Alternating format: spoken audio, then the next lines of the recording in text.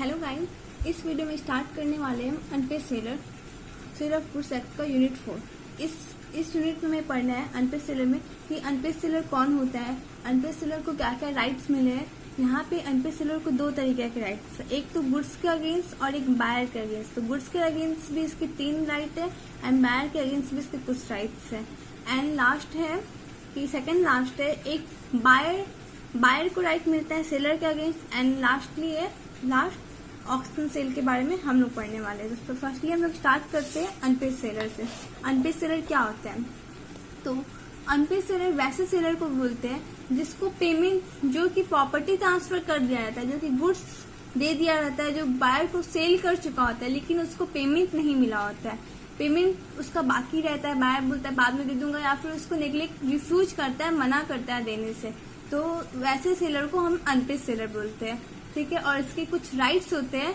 एक होता है कि जब उसके पास वो पोजीशन दिया नहीं है, पोजीशन उसके पास ही है सेलर के पास, और वो अभी तक प्रॉपर्टी ट्रांसफर कर चुका है लेकिन या नहीं ट्रांसफर किया है, दोनों में कोई भी केस हो सकता है, दोनों केस हो सकता है, साथ में नहीं, अलग अलग।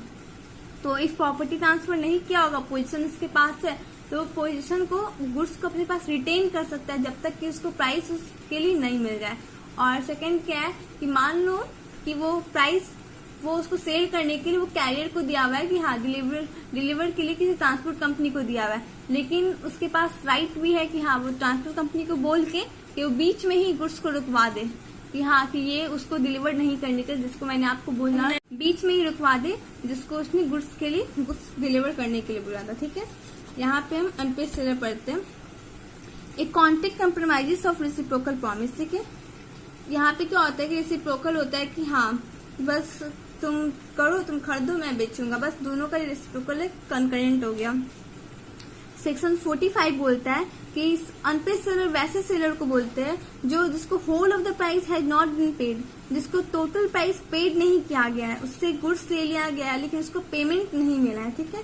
एंड सेकंड क्या है कि उसको पेमेंट के बदले बिल ऑफ एक्सचेंज जैसे बिल्स रिसीवेबल, बिल्स पेबल और प्रॉमिस नोट दिया गया है कि एज ए कंडीशन कि हाँ इसको रखिए, मैं 3 महीने बाद आपको पेमेंट कर दूंगा, लेकिन वो भी डिसऑनर हो गया एट ड्यू डेट, वो भी डिसऑनर हो गया, तो वहां पे भी सेलर को हम अनपेड सेलर बोलते हैं। 2 ही कंडीशन है सेलर को जहाँ पे हम डीम करेंगे कि वो अनपेड सेलर है।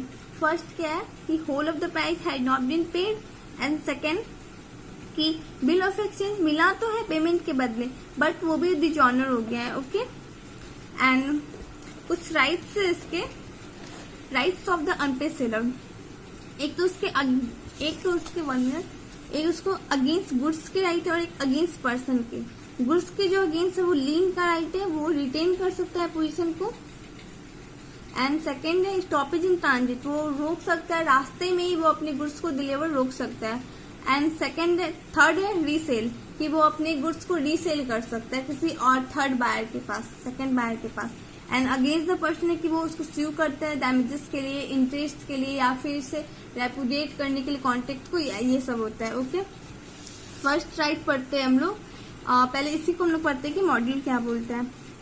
Subject to the provision of this act of any law for the time being in force, notwithstanding that the property in the goods may have pass to the buyer. If property यहाँ pass कर दिया गया है buyer के पास, the unpaid seller of good, इसके पास कुछ राइट्स होते हैं जो कि है a lien on the goods for the price while he is in possession of the them, okay. In case of insolvency of the buyer, यहाँ पे जो सेकंड राइट है वहाँ पे एक कंडीशन है कि बायर इंसॉल्वेंट होना चाहिए। Right of stopping the goods को अप्लाई करने के लिए एक कंडीशन है कि इंसॉल्वेंट होना चाहिए बायर का। एंड थर्ड है कि वो रीसेल कर सकता है। If property in goods had not pass to the buyer, लेकिन एक और है यहाँ पे सेकंड केस कि जहाँ पे प्रॉपर्टी पास नहीं हुआ है बायर के पास, तो वहां पे उसके पास ये 3 जो उसको राइट मिला है उसके साथ एक और राइट इंक्लूड हो जाता है, right of with holding delivery, ठीक है। तो फर्स्ट हम लोग पढ़ते हैं, जैसे यहाँ पे एक छोटा सा चार्ट दिया है कि अगेंस्ट द गुड्स, तो अगेंस्ट है with the where the property in goods pass to the buyer, तो वही 3 राइट हो गया, lien, stoppage transit and resale. And second है where the property in goods not pass to the buyer, यहाँ पे एक और राइट बस उस तीनों में इंक्लूड हो गया है विथ होल्डिंग डिलीवरी वाला, ठीक है। यहाँ पे हम लोग एक एक करके तीनों राइट पढ़ते हैं उसको। सेलर का लीन, सेलर लीन मतलब क्या हो गया कि यहाँ पे सेलर को राइट है कि वो अपने पास रिटेन रख सकता है, उसका पोजीशन रिटेन कर सकता है जब तक कि उसको प्राइस ना मिल जाए, ठीक है। लेकिन वो कब कब करेगा, जब तक कि उसको, हाँ, जब वो गुड्स को सेल कर रहा है एज ए कंडीशन कि वो क्रेडिट पीरियड पे दिया हुआ है, क्रेडिट पीरियड पे दिया हुआ है, लेकिन वो क्रेडिट पीरियड एक्सपायर हो गया, एक्सपायर पीरियड में वो कर सकता है कि उसको माना जाएगा। लेकिन तो मॉड्यूल में क्या बोलता है, seller lien according to the subsection 1 subject to the provision of this act the unpaid seller of the goods who is in possession of them, जिसके पास उसका फर्स्टली क्या हो, लीन के लिए उसके पास पोजीशन होना जरूरी है, क्योंकि वो वहाँ यहाँ पे क्या, गुड्स को उसके पास रखना है ना, गुड्स को यहाँ पे ऑलरेडी उसके पास होगा तब ना वो गुड्स को अपने पास रिटेन कर सकता है, रख सकता है तब तक जब तक कि उसको प्राइस ना मिल जाए। तो फर्स्ट यहाँ पे क्या है कि उसको प्राइस, उसके पास पोजीशन होना चाहिए गुड्स का, ताकि वो पोजीशन को रिटेन कर सके जब तक कि पेमेंट उसको ना मिल जाए। लेकिन कुछ कंडीशन क्या है कि यहाँ पे सोल्ड जो हो रहा है विदाउट एनी स्टिपुलेशन क्रेडिट, यहाँ पे क्रेडिट पीरियड कुछ नहीं है, हाँ क्रेडिट पीरियड हम दिए ही नहीं है तब भी मुझे पेमेंट नहीं मिल रहा है, देन तो क्या मानेंगे कि सेलर अनपेड सेलर ही है। एंड थर्ड क्या है कि जब क्रेडिट पीरियड में सोल्ड हुआ है लेकिन क्रेडिट पीरियड एक्सपायर हो चुका है तब भी होगा कि सेलर अनपेड सेलर है। एंड थर्ड कि जब बायर बिकम इंसॉल्वेंट, हाँ तब मानेंगे कि हाँ कि इस केस में भी उसको नहीं मिला है तो वो अनपेड सेलर ही कहलाएगा। और इस तीनों कंडीशन यदि ऐसा कुछ भी हुआ वो रिटेन कर सकता है, जैसे कि यहाँ पे उसको क्रेडिट पीरियड में नहीं दिया गया तब भी उसको पेमेंट नहीं मिला तो वो पेमेंट जब तक की ना हो तब तक वो पोजीशन रिटेन कर सकता है। क्रेडिट पीरियड में दिया गया था लेकिन वो एक्सपायर हो चुका है, अब तक उसको पेमेंट नहीं मिला है तब भी वो पोजीशन को रिटेन कर सकता है। एंड थर्ड कि वो बायर इंस्टॉलमेंट हो गया, अब तो कोई चांस ही नहीं है मिलने का, तब भी, और इस कंडीशन में वो उसके पास गुड्स है तो उसको रिटेन अपने पास रख सकता है, ठीक है। यहाँ पे छोटा सा सेक्शन है पार्ट डिलीवरी, इसमें बस यही बोल रहा है कि इफ मैंने पार्ट डिलीवरी कर दिया, आधा डिलीवरी उसको दे दिया, लेकिन आधा डिलीवरी जो मेरे पास है, जो सेलर के पास बचा हुआ है, वो उस पे भी सेलर जो लीन का राइट है वो अप्लाई कर सकता है और वो आधे लीन को अपने पास रख सकता है जब तक कि पेमेंट ना मिल जाए। एंड थर्ड है टर्मिनेशन ऑफ लीन, कि यहाँ पे ये जो राइट मिला है सेलर को लीन का वो कैसे टर्मिनेट होगा। तो फर्स्ट बोलता है where he deliver the goods carrier, वो कैरियर को दिया तो है, गुड्स को डिलीवर किया है कैरियर के पास ताकि वो डिलीवर कर सके बायर को, ठीक है। लेकिन उसको विदाउट वो राइट को रिजर्व ही नहीं करना है। इसका मतलब होता है कि मान लो कि वो सेलर को, ये कैरियर को ये नहीं बोला हुआ है सेलर कि हाँ कि तुम उसे पैसे मिलने के बाद डिलीवर करना है, ऐसा कुछ नहीं बोला है, बस डायरेक्टली बोला है कि तुम उसे डिलीवर कर देना। तो यहाँ पे वो इसका लीन का राइट खत्म हो जाएगा क्योंकि वो तो बायर को ट्रांसफर कर देगा तो बस उसके पास बचा ही नहीं। सेकंड क्या है, वेन द बायर और इज एजेंट, बायर या उसका कोई भी एजेंट लॉफुली ऑब्टेन कर ले रहा है पोजीशन को बायर के पास से, सेलर के पास से बायर या उसका एजेंट लॉफुली पोजेस कर ले रहा है, ओके। एंड थर्ड है कि वो खुद से वेब ऑफ कर दे रहा है, छोड़ दे रहा है, ठीक है।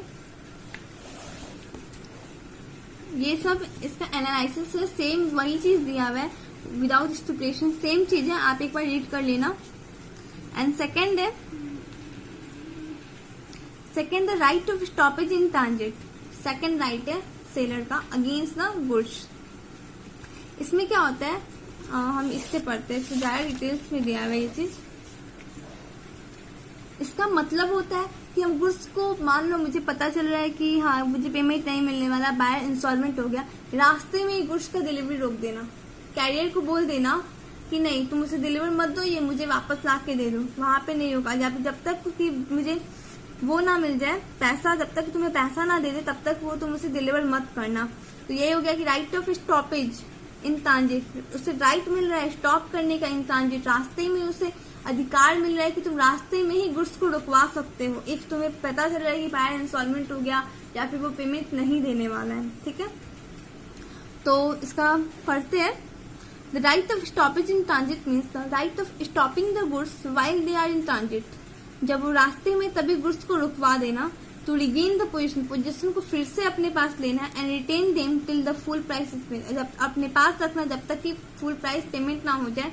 एंड सेलर वही करता है, सेलर कैरियर को बोलता है कि हाँ कि उसको पता चल रहा है बायर इंस्टॉलमेंट हो गया कि he can exercise the right of asking and carrier to return the goods, carrier को बोलता है कि हाँ गुड्स रिटर्न करो मेरे पास और बायर को डिलीवरी मत करो, ठीक है। और यहाँ भी बोल रहा है duration of the transit, okay. Duration of the transit में बोल रहा है the goods are deemed to be in course of transit. कब तक माना जाएगा कि वो ट्रांजिट में, जब तक कि वो सेलर के पास से जा रहा है, डिलीवर के पास, जब तक कि वो बायर के पास नहीं पहुंच जा रहा है तब तक माना जाएगा कि गुड्स क्या है, ट्रांजिट में ही है। The goods are deemed to be in course of transit from the time, कब से, when they are delivery to a carrier, जब उसको डिलीवरी कर दिया जा रहा है कैरियर के पास, for the purpose of transmission to the buyer, कि बायर के पास ट्रांसफर करने के लिए, एंड बायर जब तक उसको अपने पास ले नहीं ले रहा है, बायर या उसका दिन, तब तक क्या माना जाएगा कि ड्यूरेशन ऑफ ट्रांजिट है। ठीक है, एंड किस कंडीशन पे मानेंगे कि ये ट्रांजिट खत्म हुआ, बिकॉज इसको मानने का ये भी है कि बिकॉज जब ये ट्रांजिट खत्म हो जाएगा, क्योंकि ये राइट क्या है, meaning of right of stoppage in transit, right क्या है, रास्ते में रोकना, ना कि खत्म होने के बाद। इसलिए ये जानना जरूरी है कि कब खत्म हो रहा है, आखिर ये ड्यूरेशन कब कंप्लीट कब हो रहा है, इसलिए ये जानना जरूरी है। इसलिए मॉड्यूल बता रहा है कि कब मानेंगे कि ये ड्यूरेशन कंप्लीट हुआ। ओके, कुछ कंडीशन है, कुछ केसेस है वहां पे मानेंगे कि ये कंप्लीट हुआ, अब वहां पे जहाँ ये कंप्लीट हो रहा है ड्यूरेशन, वहीं सेलर का राइट भी खत्म हो रहा है, सेलर को राइट नहीं रहेगा कि वो फिर से उसको रिगेन कर सके पोजीशन को। फर्स्ट केस है when the buyer other bailee obtain delivery, जहाँ पे बायर या उसके बदला कोई भी उसका एजेंट आके डिलीवरी ले रहा है पहले ही। ठीक है, buyer obtain delivery before the arrival, मान लो कैरियर, सेलर ने कैरियर को दिया हुआ है, लेकिन कैरियर अपने डेस्टिनेशन पॉइंट पे पहुंचने से पहले बायर या उसका कोई भी एजेंट पहले ही आके ले रहा है, ड्यूरेशन ऑन द रास्ते में बस ले रहा है, तब माना जाएगा कि वो डिलीवर खत्म हो गया। ठीक है, where the carrier other bailee acknowledge to the buyer, जहाँ पे क्या हो रहा है, कैरियर या कोई भी दूसरा बैली बायर को ये बोल रहा है कि मैंने आपके बदला उसको होल्ड किया हुआ है, उसे इन्फॉर्म कर रहा है इस बारे में, तब उसका यहाँ पे केस कंप्लीट हो जा रहा है और यहाँ पे माना जाएगा कि हमारा ट्रांजिट कंप्लीट हो गया। इफ बायर क्या कर रहा है, डिलीवरी लेने से रिफ्यूज कर दे रहा है, बायर रिफ्यूज कर दे रहा है, तब भी क्या मानेंगे कि यहीं पे खत्म। Where goods are deliver to the carrier, ठीक है, हायर बाय द बायर, जो बायर ने हायर किया था उसको यदि डिलीवर किया जा रहा है, तब भी क्या मानेंगे कि transit come to an end, transit complete. यहाँ पे where the part delivery of the goods has been made to the buyer, जहाँ पे पार्ट डिलीवरी कर दिया गया है लेकिन पार्ट डिलीवरी बाकी है, वहां पे भी पूरे गुड्स को मानेंगे कि कंप्लीट हो चुका है यहाँ पे। ठीक है, where the goods are delivered to ship chartered by the buyer, same चीज है यहाँ पे कैरियर बायर के द्वारा हायर किया था, यहाँ पे शिप बायर का ही है, सेम चीज है, तो यहाँ पे भी क्या मानेंगे, transit come to an end. Okay, ये कंप्लीट हो रहा है। एंड यहाँ पे कुछ डिफरेंसेस है, the differences between right of lien and right of stoppage in transit. First क्या है, राइट ऑफ लीन में क्या होता है, हम पोजीशन को रिटेन कर सकते हैं, रिटेन अपने पास रख सकते हैं, और स्टॉपेज इन ट्रांजिट में आप खुद सोचो इसमें क्या हो रहा है, हम लोग दोबारा ले रहे हैं ना, रिगेन कर रहे हैं, यहाँ पे हम लोग रिटेन नहीं, रिटेन तो हम लोग लीन वाले में कर रहे थे क्योंकि हम लोग के पास ऑलरेडी पोजीशन था और उसको हम लोग अपने पास रख रहे थे, लेकिन यहाँ पे पोजीशन नहीं है हम लोग के पास, उसको हम लोग दोबारा रिगेन कर रहे हैं। सो यहाँ पे रिटेन कर रहे हैं और यहाँ पे रिगेन कर रहे हैं। ओके, सेकेंड है लीन के लिए क्या होना चाहिए, एक ही राइट है, एक ही कंडीशन है कि सेलर के पास उसका पोजीशन होना चाहिए। सेकेंड राइट है कि लीन वाले केस में सेलर के पास उसका पोजीशन होना चाहिए। ठीक है, एंड स्टॉपेज इन ट्रांजिट में क्या होना चाहिए कि सेलर, तीन केस है यहाँ पे, seller should have parted with the position, उसके पास पोजीशन होना चाहिए, थोड़ा ही हो लेकिन उसके पास पोजीशन होना चाहिए।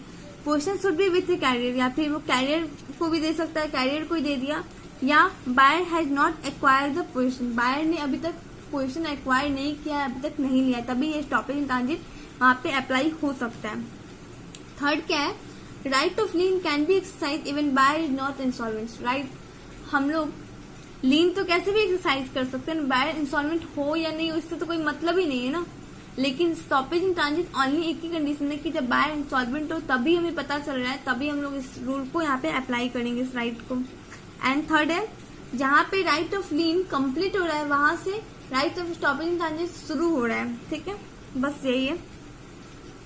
एंड सेक्शन 53 बोल रहा है, सेक्शन 53 बोल रहा है द राइट ऑफ लीन और stoppage in transit not affected by the seller buyer selling और प्लेजिंग द गुड्स। यहाँ पे बोल रहे हैं कि इफ यहाँ पे सेलर का जो राइट लीन का और स्टॉपेज इन ट्रांजिट का ये अफेक्टेड कुछ नहीं हो रहा है। इफ बायर किसी चीज को सेल कर दे रहा है, किसी गुड्स को प्लेस कर रहा है, तब भी सेलर अप्लाई कर सकता है, तब भी सेलर अपने राइट ऑफ लीन और स्टॉपेज इन ट्रांजिट अप्लाई कर सकता है। बस एक्सेप्शन इसका एक ही है, इफ सेलर ने बायर को असेंट दिया है कि हाँ तुम बेच सकते हो, तुम प्लेस कर सकते हो, तब यहाँ पे सेलर के पास कोई राइट नहीं रहेगा राइट ऑफ लीन और right of stoppage in transit का।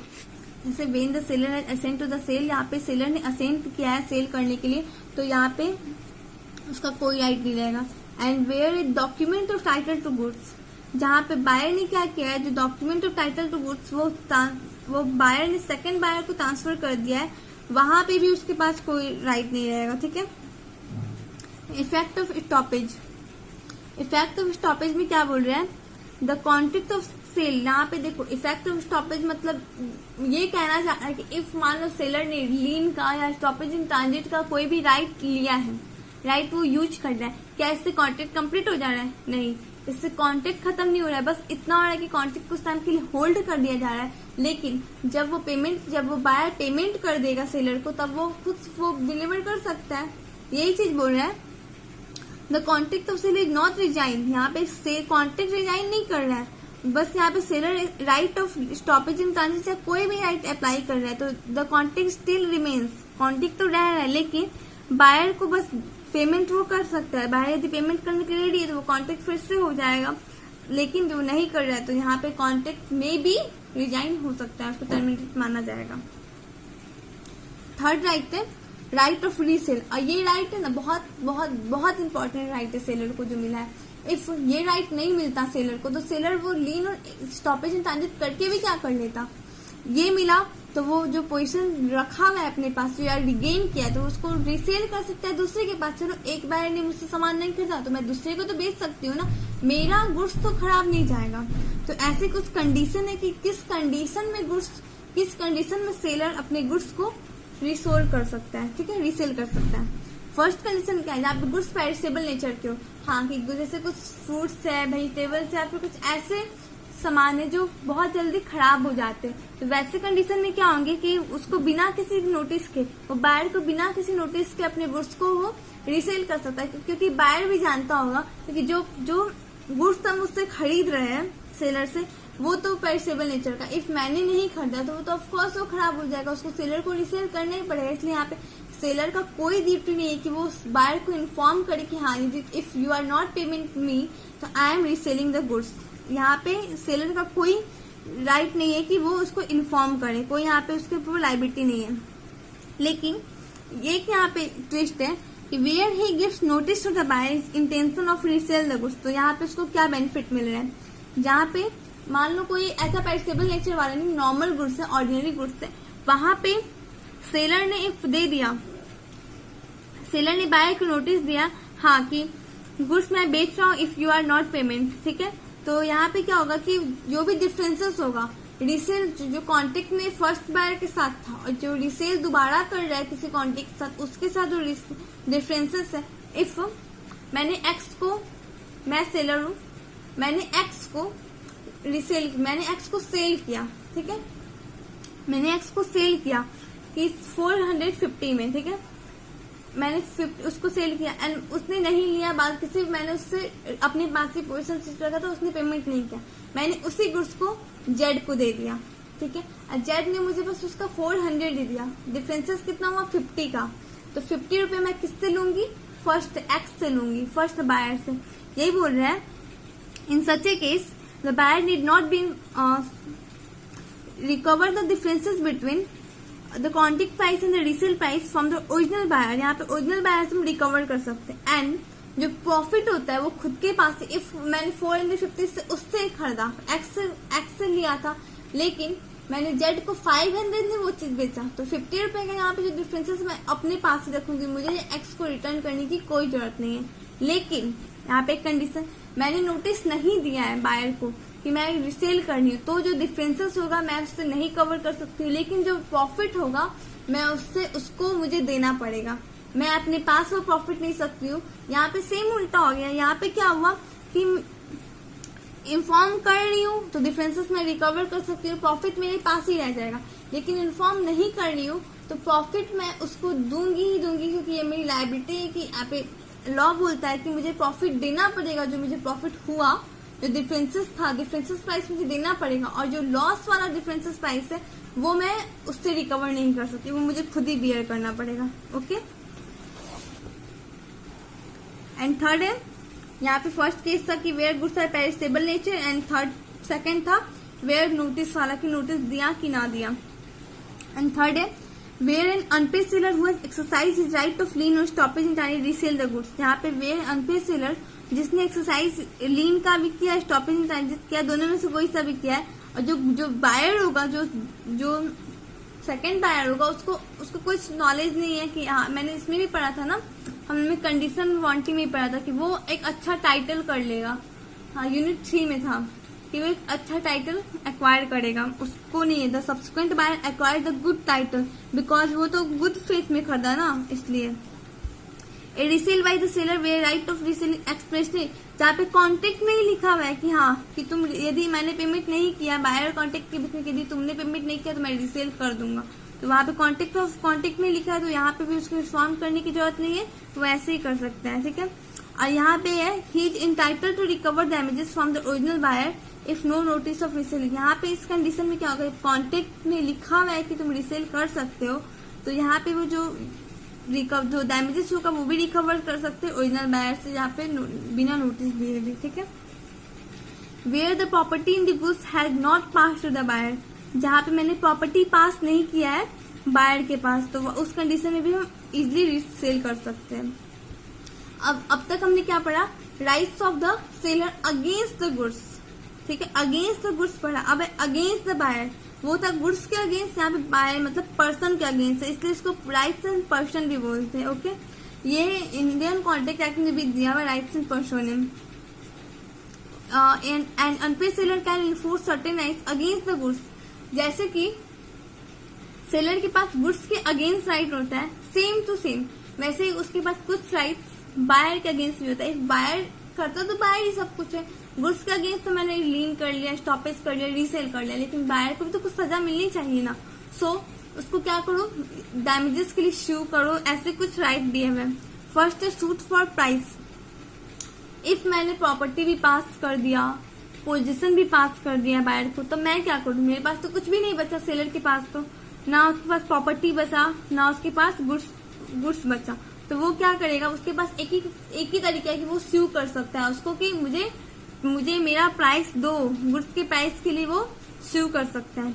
और सेकंड है कि इफ उसने पोजीशन से नहीं दिया है, डिलीवरी हुआ है या नहीं हुआ है, इससे कोई मतलब नहीं है, लेकिन दोनों के बीच में कॉन्ट्रैक्ट है कि हाँ स्पेसिफिक डेट को पेमेंट करना है, बट बायर ने पेमेंट नहीं किया, उसको नेग्लेक्ट कर रहा है, रिफ्यूज कर रहा है, तब क्या होगा, तब भी वो उसको स्यू कर सकता है, तब भी बायर सेलर के पास राइट है कि उसको स्यू कर सकते हैं। ठीक है, सेकेंड राइट है sue for damages for non acceptance. If buyer क्या कर रहा है, बायर को सेलर उसको डिलीवर कर रहा है, लेकिन बायर उसको एक्सेप्ट करने से रिफ्यूज कर दे रहा है कि मैं तेरा गुड्स एक्सेप्ट नहीं करूंगा, तब क्या होगा, तब उसको वो डैमेजेस के लिए ओनली करेगा। जैसे आपने इंडियन कॉन्ट्रैक्ट में सेक्शन 73 है, यहाँ पे non anticipatory breach of the contract, यहाँ ब्रीच कर दे रहा है कॉन्ट्रैक्ट, वो एक्सेप्ट नहीं कर रहा है, तब यहाँ पे वो डैमेजेस ऑर्डिनरी डैमेजेस चार्ज कर रहा है। सेम वही चीज है, यहाँ पे वो नॉन एक्सेप्टेंस कर रहा है, तो वहाँ पे वो डैमेजेस के लिए ओनली स्यू कर सकता है। Reputation of the contract before the, यहाँ पे एंटीसिपेटरी ब्रीच के, यहाँ कॉन्ट्रैक्ट होने से पहले ही यदि सेलर मान ले रहा है कि रिजाइन हो चुका है या फिर वेट कर रहा है, तब तक वो भी उसके लिए भी वो डैमेजेस के लिए वो स्यू कर सकता है। ओके, डैमेजेस के लिए वो स्यू कर सकता है। ओके, थर्ड है suit for the interest.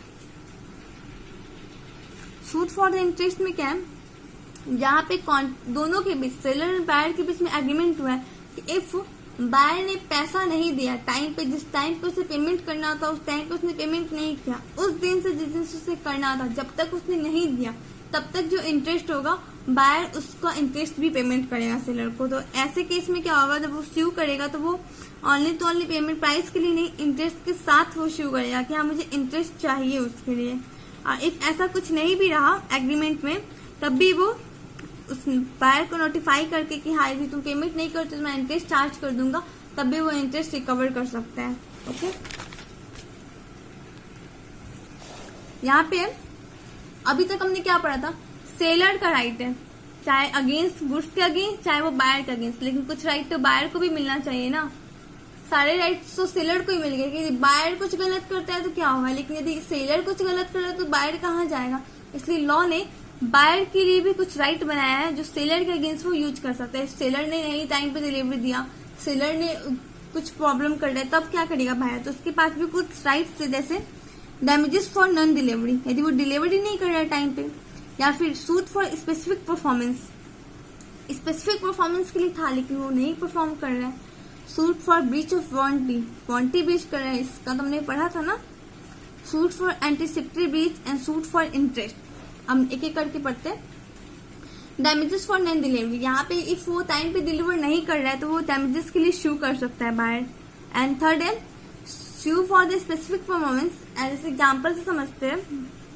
If एक डॉक्टर है, डॉक्टर से कॉन्टेक्ट हुआ कि आपने मेरे मरीज को सर्जरी करना है। इफ डॉक्टर बोला कि नहीं मैं नहीं कर, टाइम पे वो बोल रहा है कि मैं सर्जरी नहीं कर सकता, मुझे बाहर जाना है, तो वो किसी और से तो करवा नहीं सकता सर्जरी, क्योंकि सर्जरी उसे डॉक्टर वो उसका स्पेसिफिक है तो वो डॉक्टर से ही करवाएगा। लेकिन डॉक्टर उस केस में मना करता है तो वो जो बायर है, जो पेशेंट है, पेशेंट के घर वाले, वो कोर्ट में अप्लाई कर सकते हैं कि हाँ, तो कोर्ट उसको ऑर्डर दे सकता है स्पेसिफिक परफॉर्मेंस के लिए, आपने जो किया था वो आपको करना पड़ेगा परफॉर्म। यहाँ पे कुछ ऐसे केसेस होते हैं जहाँ पे पैसों से भरपाई नहीं की जा सकती है, उस केसेस में कोर्ट ऑर्डर देता है कि हाँ आपने जो किया था प्रॉमिस, वो आपको प्रॉमिस कंप्लीट करना पड़ेगा। तो suit for the specific performance where the seller commits of the breach of the contract of sale, वहां पे सेलर कुछ बोल रहा है कि हाँ ये वो तोड़ दे रहा है प्रॉमिस को जो उसने किया था, लेकिन यहाँ पे कोर्ट ऑर्डर दे रहा है स्पेसिफिक परफॉर्मेंस, तो उस केस में उसको करना पड़ेगा।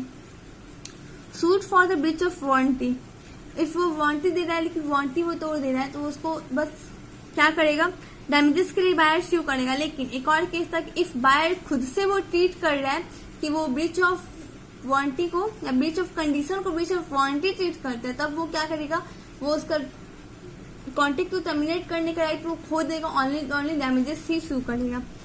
Okay, suit for the repudiation of the contract before due date, यदि where either party to contract of the sale, या सेलर या बायर कोई भी पार्ट डिलीवर करने से पहले या जब कॉन्ट्रैक्ट होना तो उसके पहले ही वो कॉन्ट्रैक्ट तोड़ रहा है, ब्रीच कर रहे हैं, तो क्या होगा कि वो एक तो वो मान सकते हैं कि हाँ आज ही हो गया, या फिर वो वेट कर रहे हैं उस दिन का कि हाँ जब पेमेंट जिस दिन कॉन्ट्रैक्ट होना था।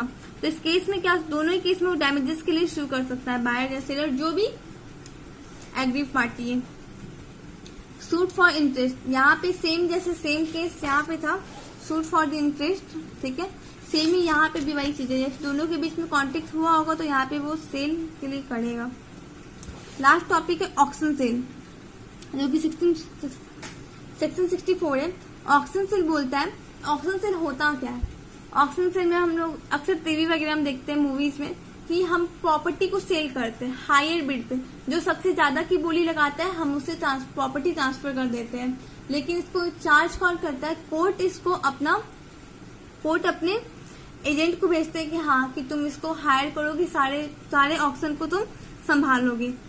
तो ऑक्शन सेल क्या होता है, जब यहाँ पे प्रॉपर्टी होती नहीं, बोलियों में यहाँ पे प्रॉपर्टी बेची जाती है, जो सबसे ज्यादा बोली लगाती है उससे ये प्रॉपर्टी ट्रांसफर की जाती है, ठीक है।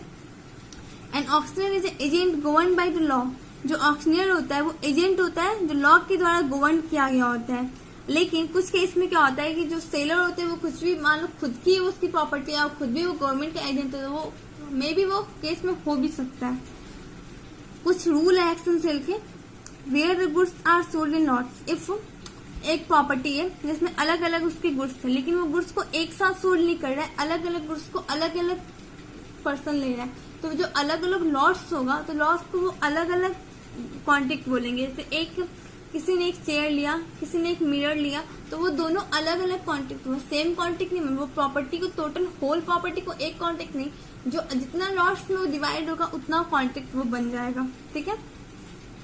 Complete of the contract of the sale, complete कैसे होगा, तो जब ऑक्शनियर हैमर को अपना डाउन करेगा, हैमर को फॉल करने से वो कंप्लीट होगा कि हाँ वो अनाउंस ऐसे करता है हैमर को अपने फॉल करके, या फिर कोई भी अदर कस्टमरी मैनर होगा उससे।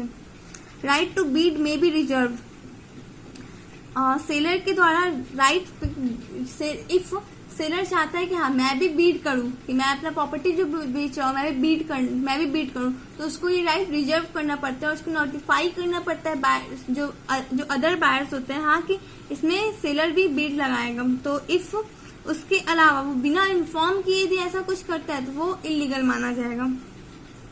4 है where the sale is not notified by the seller, जहाँ पे sale a right to bid on behalf of the seller it shall not be lawful. ये यदि सेलर ने कुछ नहीं बता रहा है कि हाँ वो भी सेलर के बिहाफ में, या फिर सेलर खुद ही बीड लगा रहा है और ऐसा कुछ इन्फॉर्म नहीं कर रहा है तो वो अनलॉफुल होगा। ठीक है। रिजर्व प्राइस, इफ सेलर खुद चाहे कि हाँ वो बीड इस प्राइस से शुरू हो तो वो ऐसा कुछ कर सकता है कि हाँ इस प्राइस से वो ओपन करवा सकता है रिजर्व करके। अब प्रेटेंट बिडिंग का मतलब क्या होगा? If the seller makes use of pretend bidding to raise the price, if seller बस प्राइस को रेज करने के लिए, बढ़ाने के लिए वो बोली लगा रहा है 1 लाख 2 लाख 10 लाख, बस कि हाँ वो बीडर का प्राइस बढ़े तो वो सेल वॉइडेबल होगा और यहाँ पे माना जाएगा कि वो बायर के साथ धोखा कर रहा है। ठीक है। लास्ट टॉपिक है इस यूनिट का, इंक्लूजन ऑफ इंक्रीज और decrease tax in the contract of the sale. If contract करने के टाइम या कॉन्ट्रैक्ट करने के बाद, लेकिन वो परफॉर्म होने से पहले वो किसी भी टैक्स का रेट कम हो जा रहा है या फिर ज्यादा हो जा रहा है लेकिन परफॉर्म नहीं हुआ, तो सेलर या बायर को उसके अकॉर्डिंग ही अपने प्राइस को, अपने गुड्स के प्राइस को कम या बेसी करना पड़ेगा। इफ वो कम हुआ तो उसको वो बायर सेलर को कम प्राइस देगा, वो डिडक्ट करके देगा। अब वो इंक्रीज हुआ टैक्स तो उसमें वो इंक्रीमेंट करके वो प्राइस देगा। बस यही बोलता है ये section.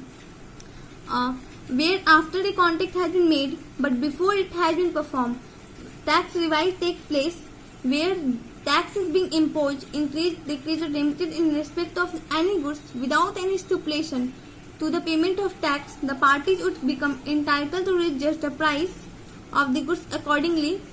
Following tax are applied on the sale of the purchase of goods, on duty of customs, on excise on goods. Custom duty और excise duty जैसे होता है उस केस में ये अप्लाई होगा। On the tax of the sale of purchase of goods, okay, the buyer would have to pay the increase price. If price increase हो रहा है तो बायर को इंक्रीज प्राइस पे करना पड़ेगा। वेयर टैक्स इंक्रीजेस में derive the benefit of the deduction. If tax कटेल हो रहा है, कट रहा है, डिडक्ट हो रहा है तो उसको वो बेनिफिट भी मिलेगा। Thus seller may add the increase taxes in the price. The effect of provision can, however, is excluded by an agreement to the contrary.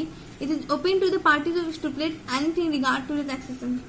यहाँ पे ये हम लोग का ये सेक्शन, ये हम लोग का चैप्टर कंप्लीट हो रहा है sale of the goods. Next video में हम स्टार्ट करेंगे partnership act. Okay, so thank you for the watching my video. Please subscribe my channel Deepak Study खजाना।